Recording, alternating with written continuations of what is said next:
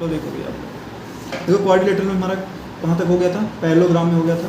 पहला क्या था, हम लोग क्या पढ़ रहे थे, क्या पढ़ रहे थे, फर्स्ट कौन सा था, पैरेललोग्राम। क्या था, पैरेललोग्राम। इसमें हम लोगों ने कुछ टॉपिक पढ़ रखा था। जैसे मान लेते हैं कि एक ये पैरेललोग्राम है, ठीक है, और यहाँ पे इसका नाम क्या है, ए बी और सी डी है। अब यहाँ पे क्या होगा बेटा, हमने क्या पढ़ लिया था कि इसकी अपोजिट साइडें क्या होती हैं, इक्वल होती हैं। इसके अपोजिट एंगल्स भी क्या होते हैं, इक्वल होते हैं। और ये दोनों लाइनें क्या होती हैं, आपस में पैरेलल होती हैं। यहाँ तक हमने पढ़ लिया था, कोई डाउट है इसमें, इसमें डाउट नहीं होना चाहिए। आगे देखो हमने क्या पढ़ा था, हमने ये पढ़ लिया था कि जैसे मान लेते हैं कि ये एंगल कितना था, एक्स था, तो ये कितना हो जाएगा 180 माइनस एक्स। ये भी कितना हो जाएगा 180 माइनस एक्स, और ये कितना हो जाएगा, एक्स हो जाएगा। अब इसके जो डायगोनल्स होते हैं, जैसे मान लेते हैं एक डायगोनल्स है और ये भी क्या है, एक डायगोनल्स है। तो जैसे मान लेते हैं एक डायगोनल्स क्या है, ए सी, और दूसरा डायगोनल्स क्या है, बी डी। मान लेते हैं जिस पॉइंट्स पे इंटरसेक्ट करते हैं वो पॉइंट्स कौन सा है, ओ। तो जब जैसे मान लेते हैं ओ पॉइंट्स पे इंटरसेक्ट कर दिया, तो इसका मतलब क्या हो जाएगा, बाइसेक्ट करते हैं। जो इनके डायगोनल्स होते हैं, बाइसेक्ट मतलब क्या होता है, इक्वल पार्ट में डिवाइड कर देते हैं। तो ओ बी बराबर किसके होता है, ओ डी के, और ओ ए इक्वल किसके होता है, ओ सी के इक्वल होता है। यहाँ तक हो गया था, यहाँ तक कोई डाउट है, यहाँ तक डाउट नहीं है। अब जैसे मान लेते हैं क्या यहाँ पे 90 डिग्री बनाता है, नहीं बनाता, इसमें 90 डिग्री नहीं बनाता। तो मतलब बोला जाए कि यहाँ पे यदि जो ए सी है क्या परपेंडिकुलर होगा बी डी पे, तो नहीं होता ऐसा, ठीक है।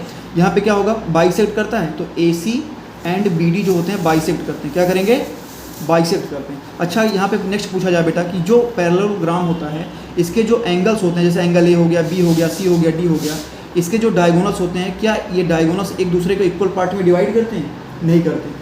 करेंगे, नहीं करेंगे। मतलब ये एंगल ये इस एंगल के इक्वल होगा, नहीं होगा। तो मान लेते हैं ये एंगल कौन सा है, ये एंगल मान लेते हैं एक्स है, और ये एंगल कौन सा है, वाई है। तो यहाँ पे जो एंगल एक्स होगा ये वाई के बराबर में नहीं होता है। तो इसका मतलब क्या हो जाएगा कि ये एंगल बाइसेक्टर नहीं होता। एंगल बाइसेक्टर होता है, ये नहीं होता। एंगल बाइसेक्टर ये नहीं होता। यहाँ तो कोई डाउट है, नहीं डाउट होना चाहिए। अब नेक्स्ट देखो, जैसे मान लीजिए भाई एक पैरेललोग्राम में मान लेते हैं जो पहला एक डायगोनल है D1, पहला डायगोनल क्या है, D1। इस वाले इसकी लेंथ कितनी है, D1 है, और जो दूसरा डायगोनल है उसका क्या है, वैल्यू D2 है। अब इसमें क्या होगा कि जैसे हमें निकालना है, और मान लेते हैं बेटा, जैसे देखो इस पैरेललोग्राम की जो लेंथ है वो कितना है, A है, और जो ब्रेथ है वो कितना हो जाएगा, B है। तो एक फार्मूला होता है कि D1 का स्क्वायर प्लस में D2 का स्क्वायर इक्वल में 2A स्क्वायर प्लस में B स्क्वायर, ठीक है। ये फार्मूला आप लोगों को याद रखना पड़ेगा, ठीक है। कितना हो जाएगा ये 2A स्क्वायर प्लस में 2, यहाँ पे ब्रैकेट में क्या हो जाएगा, B स्क्वायर। तो क्या हो जाएगा, ये डायगोनल दे रखा है, डायगोनल दे रखा है, D1 और D2 दे रखा है, तो कितना हो जाएगा 2A स्क्वायर प्लस में B स्क्वायर हो जाएगा।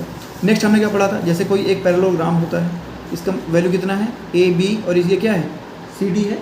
जैसे मान लेते हैं, नेक्स्ट में देखते चलना आप लोग, तो ABCD है।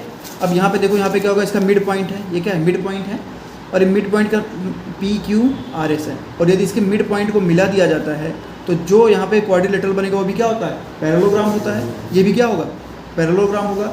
और यदि इसकी एरिया पूछा जाए तो क्या होगा, जो ये पैरेललोग्राम की एरिया होगी क्या होगी, तो एरिया ऑफ पैरेललोग्राम PQRS, इस पूरे वाले का आधा कर देंगे तो क्या हो जाएगा, PQRS का एरिया मिल जाएगा। जैसे मान लेते हैं ABCD की एरिया 40 है, तो PQRS की एरिया कितनी हो जाएगी, 20 हो जाएगी। 40 में से 2 से डिवाइड कर देंगे, कितना हो जाएगा, 20 हो जाएगा।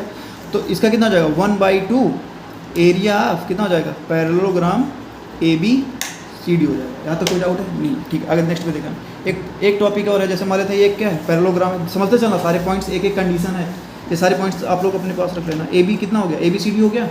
अब जैसे मान लेते हैं कोई एक डायगोनल्स है, तो जो इसको डायगोनल्स होते हैं ना, इसको इक्वल पार्ट में डिवाइड कर देते हैं। जैसे मान लेते हैं इसकी एरिया A1 है, और इस ट्रायंगल की एरिया कितनी, A2। तो A1 बराबर क्या होगा, A2 होता है, ठीक है। A1 इक्वल क्या होता है, A2 होता है। आया समझ में, कोई यहाँ पे आ रहा है ना। तो जितनी एरिया इसकी होगी उतनी एरिया किसी होगी, इसकी होगी, ठीक है। यहाँ तक कोई डाउट नहीं होना चाहिए। नेक्स्ट में देख लो भाई, जैसे मान लेते हैं यहाँ पे देखो, आगे देखो पैरेललोग्राम के बारे में और क्या इन्फॉर्मेशन है। पैरेललोग्राम के बारे में जैसे ये एंगल बाइसेक्टर नहीं होता, यहाँ तक क्लियर हो गया। अब देख लेते हैं नेक्स्ट में कौन सा है, यहाँ पे नेक्स्ट में देखो पैरेललोग्राम के बाद देख लेते हैं रेक्टेंगल। क्या देख लेते हैं, रेक्ट। जैसे यहाँ पे पैरेललोग्राम में कोई दिक्कत नहीं है, तो एक बार इसको क्लियर कर लो, उसके बाद